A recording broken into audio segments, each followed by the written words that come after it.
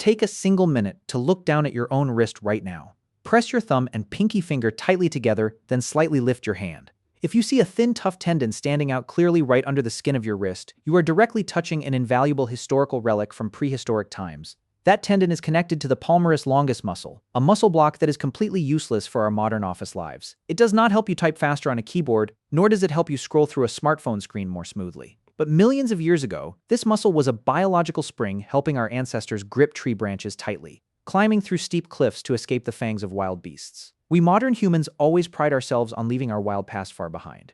We wear fashionable outfits, live in comfortable high-rise apartments, and control the world using sophisticated technological algorithms. We look back at ancient hominids or Ice Age warriors as stranger creatures belonging to a closed chapter of history. Yet, modern anatomical science and anthropology have proven the exact opposite. Civilization may have changed at a dizzying speed, but your biological body has not altered nearly as much as you think. Underneath the soft skin of a 21st century citizen, you possess a biological machine perfectly designed to survive the wild world of hundreds of thousands of years ago. The connecting thread between you and prehistoric humans has never been completely broken. Our body is like a living museum, where nature has quietly hidden the vestiges, codes, and primal instincts of the Stone Age. These characteristics are still silently operating every day, shaping how we react to the world, how we cope with fear, and even how we experience physical pain.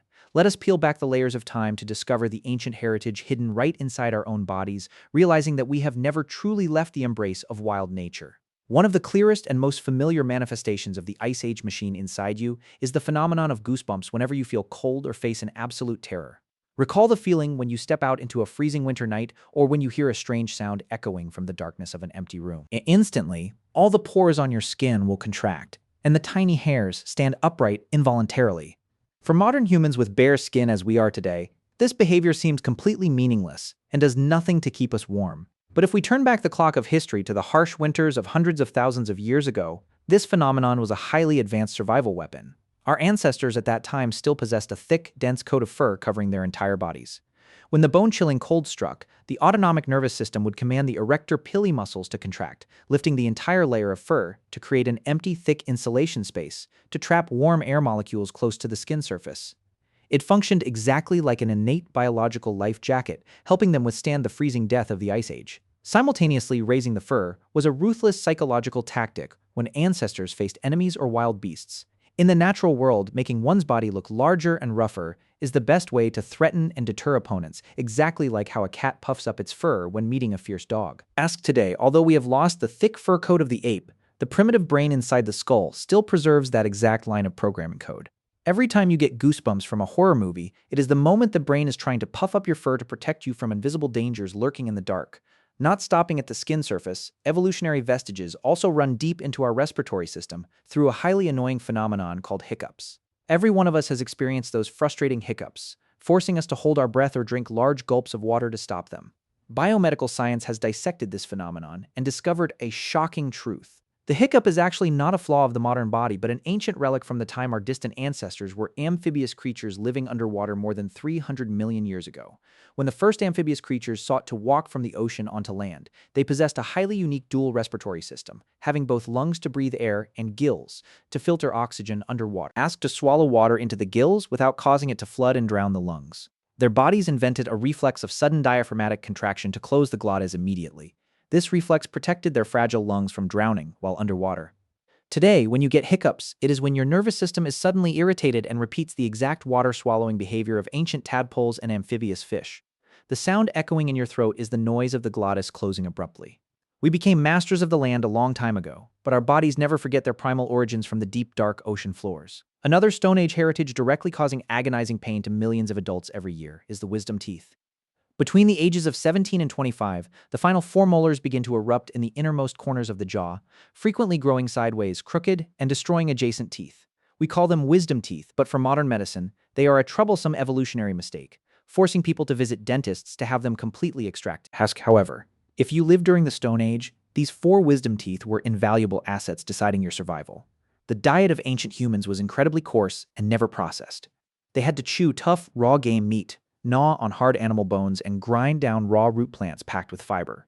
Chewing these brutal foods required massive biting force from the jaw muscles, and it naturally stimulated the jawbones of prehistoric humans to grow very wide, large, and sturdy.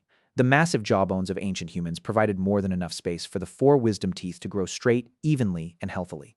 They acted as backup grinding machines, replacing the front molars worn down after years of labor for survival. Moving into the modern era when we began cooking food, blending everything, and eating soft meals, our jaw muscles no longer had to work hard.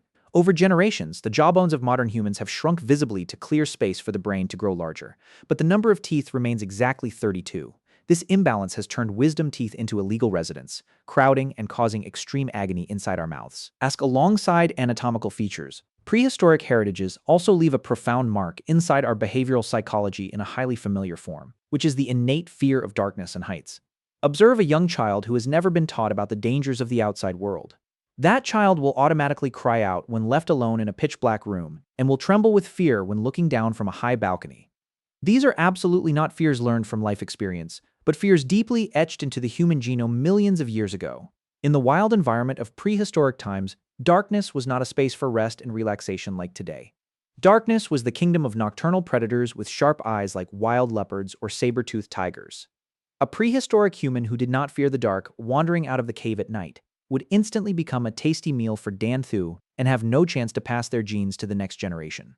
Only individuals who feared the dark, hiding tightly in deep caves beside the warming fire, could survive. Similarly, the fear of heights is a biological break protecting ancestors from fatal bone-breaking falls when climbing steep cliffs or high trees. Fear is not a weakness, it is a grand gift of evolution. Those innate fears are the whispers of ancestors from the past, reminding us that the natural world around is always full of perils, and caution is the minimum price to maintain life. Finally, the most primitive vestige, and also the one dominant over our entire modern social structure, is the need to belong to a tribe.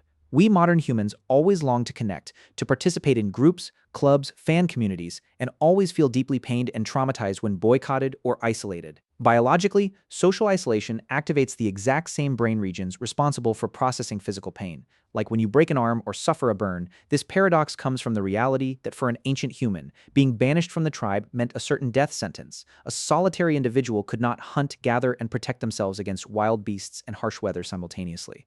The survival of each person depended entirely on the security network of the collective. Therefore, the brain evolved to punish loneliness with extreme psychological agony, forcing individuals to find every way to integrate and stay loyal to their tribe.